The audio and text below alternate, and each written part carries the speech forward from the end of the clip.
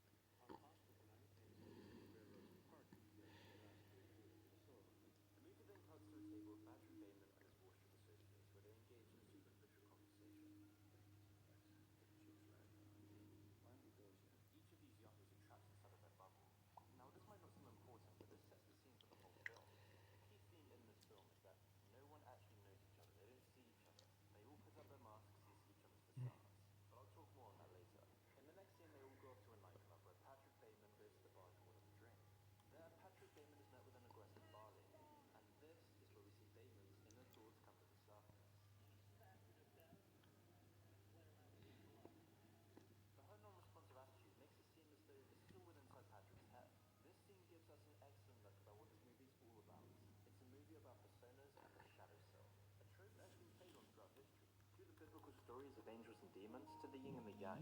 These are all metaphors that are key to understanding our own psychological and societal developments.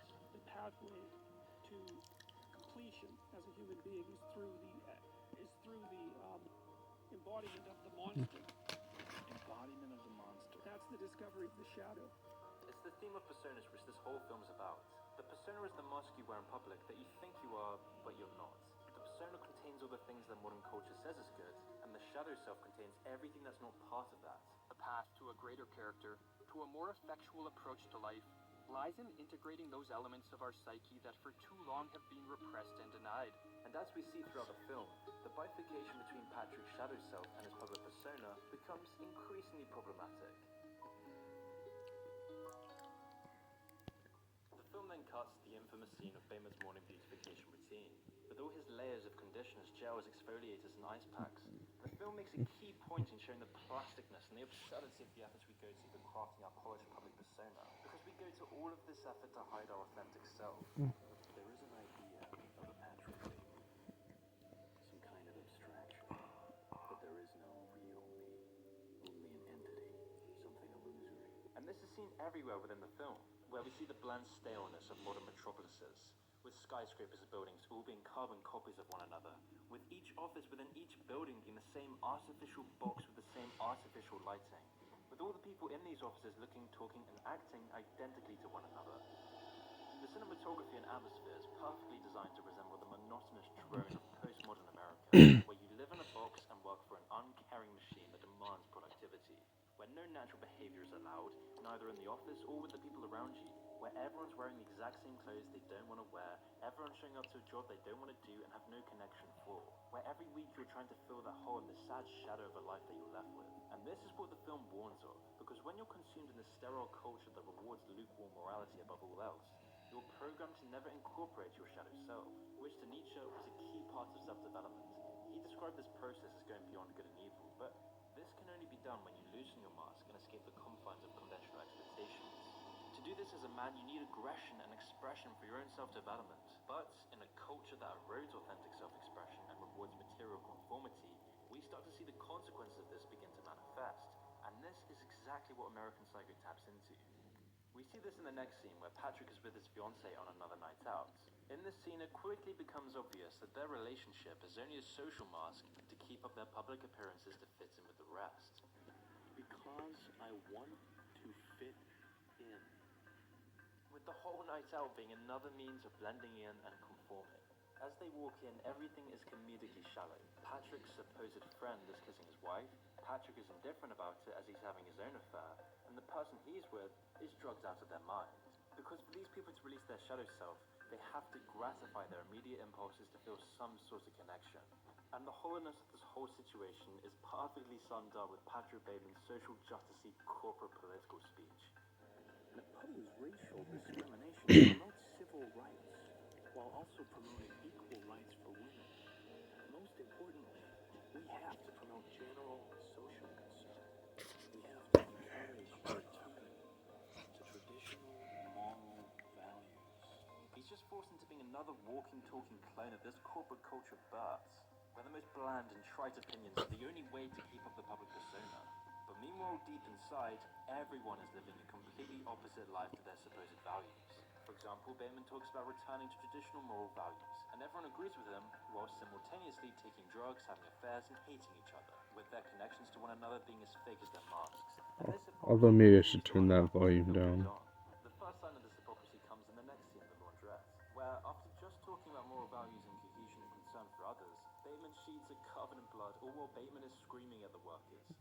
Listen, I cannot understand you. It's crazy. You're a fool. I can't cope with this stupid bitchy. Because we're seeing Bateman's real shadow side.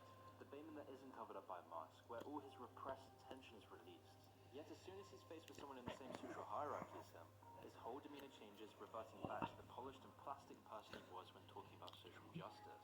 This theme of Patrick without the mask is a hilarious sideswipe at postmodern corporate culture, where the most outrageous behavior comes from those preaching social justice the most.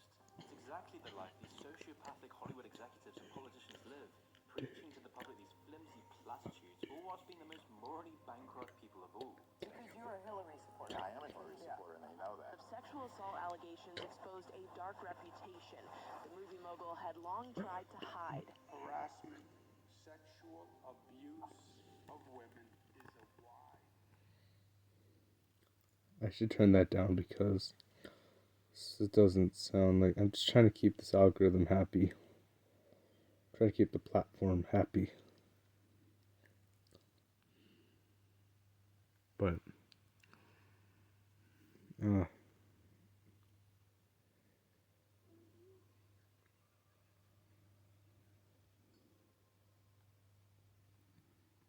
Which leads on to one of my favourite scenes of the film.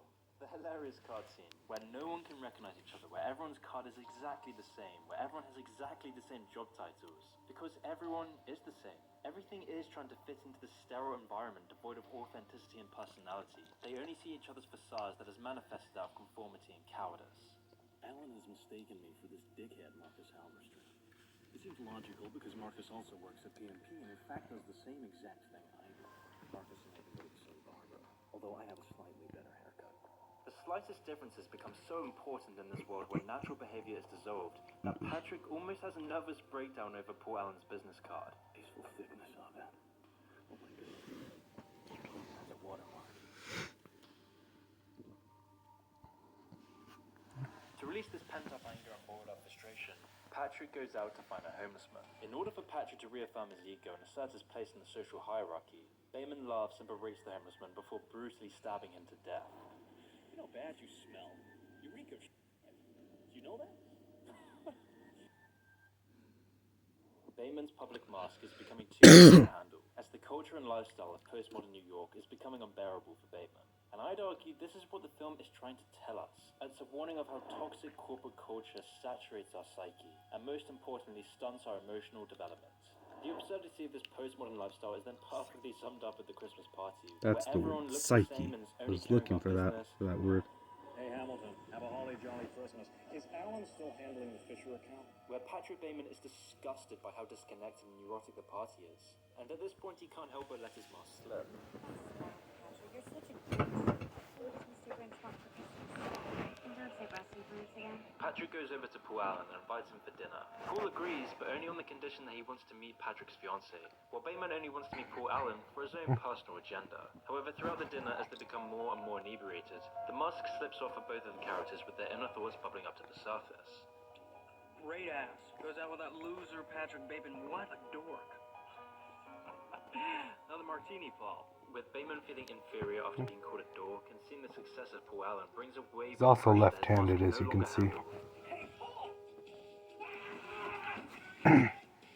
The shallowness and ridiculousness of this whole situation is then perfectly summed up with the scene of Bateman dragging Paul's dead body into his car. As he's dragging away this body bag, his colleague notices him, but only to question the brand of bag rather than to question the morbid intentions the bag is being used for. Where did you get that overnight bag? Jean-Paul Gaultier.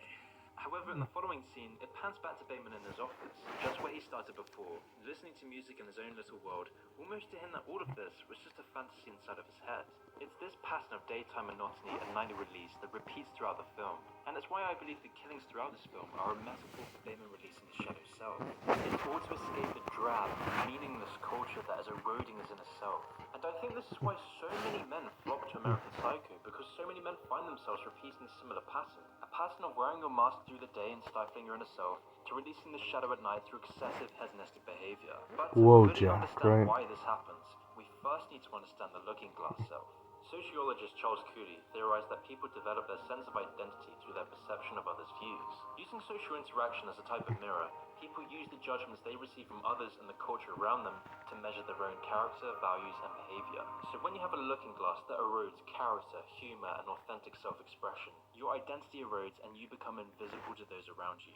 And if you can't express your abilities, humor, and character, you may start to feel a profound sense of emptiness, a sense of worthlessness and soul-destroying nihilism. And Patrick Bateman represents this everyday repression of expression in a corporatized mega-metropolis world, where the cleanliness and sterile nature of everyday life becomes so unbearable that the unmasked self becomes extreme, where your shadow self metastasizes in response to your eroding identity. You may want more power, you may want control, you may want to tell everyone what you really think. Is that all you ever have to contribute then, Pat? Like I'm bitter. Or in the case of Patrick Bateman, this may emerge in the form of murderous fantasies, because Patrick Bateman's inner shadow is swallowing him up. Or it just opens up and swallows them. This is why throughout the film we see Patrick releasing his inner shadow at home, watching either extreme porn and horror films in a casual manner just to feel something, or using prostitutes and drugs. Which is why Bateman later admits that he's not very good at controlling his willpower. I don't want to ruin your willpower. That's fine. Yeah, maybe I should turn. Because the willpower to maintain the mask is unbearable. Lashing out at his colleagues. What's the matter? No shiatsu this morning? That should be like control that stuff. Hold on there, little buddy. The erratic behavior, using hookers, degrading those lower in the social hierarchy, and eventually breaking up with his fiancée is all a coping mechanism. Not terribly important. The cherry on top of all of this is that Patrick realizes everyone around him is going through exactly the same thing. Everyone is so wrapped up in their own mask that their extreme behavior can't help but unravel.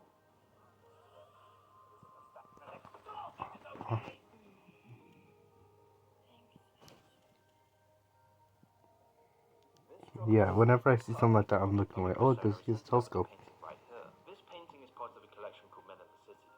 As you can see, all these paintings' faces are hidden away, with their colors being a bland black and white, capturing the feeling of atomization and the need to escape the confines of their surroundings.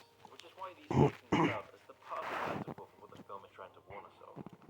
But if you think that investing in contemporary artworks like this is only for these rich Wall Street executives, one startup is making it accessible to everyone. And this brings me to the sponsor of today's video, Masterworks.io. Founded in 2017 by top 100 art collector and tech entrepreneurs, they recently were valued at over $1 billion, making them the first art world unicorn in the world. So why art? Well, outside of being nice to look at, most billionaires collect art because it's one of the best ways to diversify your portfolio away from market volatility, aka what we're seeing right now. It's also a huge opportunity because contemporary art prices have appreciated in value more than the S&P 500 total return by 174%. And the total contemporary art market has grown over 2,700% in the last 25 years.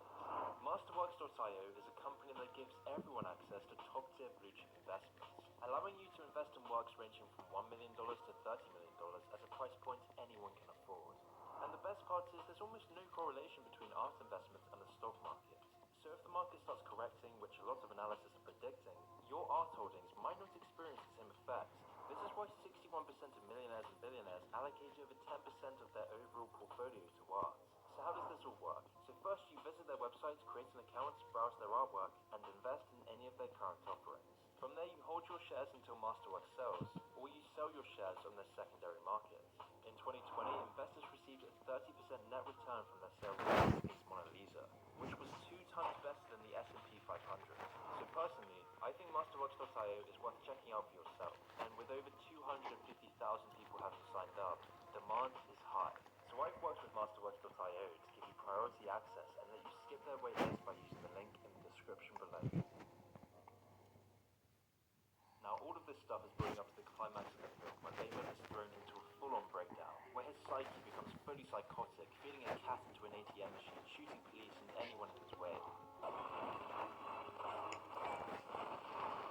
But with all the over-top explosions, the people he shoots never actually dying, and the surroundings staying exactly the same, the film points to the fact that this is just Bateman's pent-up reverie of aggression and defiance of convention. Or in other words, it's an extreme fantasy to imagine a world where he can release his extreme shadow self. In the real world, this repression reaches its climax with Bateman's Wait a minute, that looks where his familiar. breakdown finally becomes visible to all of those around him. Patrick, I can't hear you. What am I doing? Sounding so sad.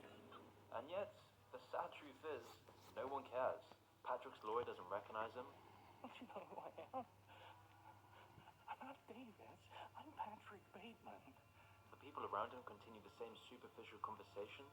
Now, where do we have reservations? I'm not really hungry, but I'd like to have reservations someplace. The people around him are indifferent, the culture uncaring, and the cycle of repression repeats itself. This blunt ending is in a way more disturbing than any of the murderous fantasies, because it's real. All the repression, masks, all the lives of quiet desperation is just part and parcel of life in the modern world, where we've been taught that people who Joker. think differently are a danger to society, and that they must be Simpsons. censored into silence. Where we are numb to a drab deluge of hollow, meaningless, plastic culture that shows us nothing but vicious hostility to anyone trying to express authenticity. The whole point of this film is to show the fundamental importance of self-expression and human connection, something that nihilistic materialism just can't replace. We need friendship, love, and community, all the things that the radical atomization and isolation of modern life destroys, which is why American Psycho serves as an essential message. A message telling us to rethink the destruction of the institutions and support the very things that foster prosperity and happiness. But sadly, this is a message that has become all too forgotten. And I'll put a link to this channel. And there's the playlist that I'm looking for, and also dang it, that's the playlist that this video is from. On some of the scenes I had to look away, obviously, because of the things that were on there. But again, just trying to keep this algorithm happy, so thank me, YouTube, and my fans, but goodbye for now, everyone.